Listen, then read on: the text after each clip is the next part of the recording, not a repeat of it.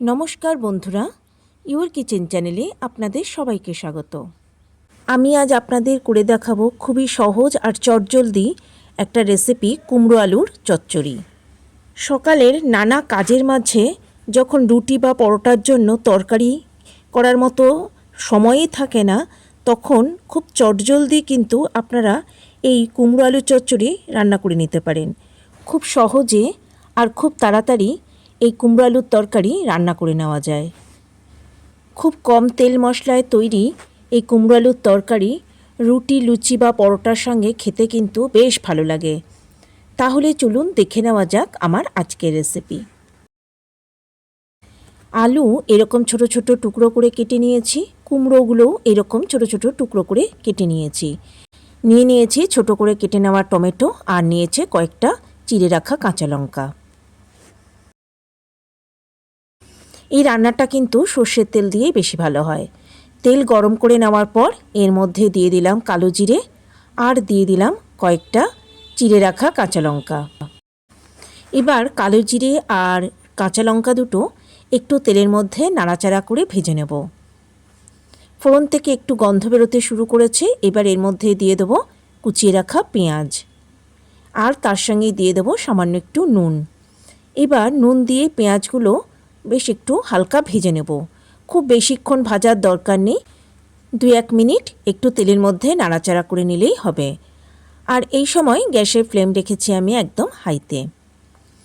পেঁয়াজগুলো একটু নাড়াচাড়া করে নেওয়ার পর এবার এর মধ্যে কুমড়ো, আলু, টমেটো আর কাঁচা লঙ্কা দিয়ে দিলাম সামান্য একটু হলুদ গুঁড়ো, আর দিয়ে দিলাম পরিমাণ মতো নুন।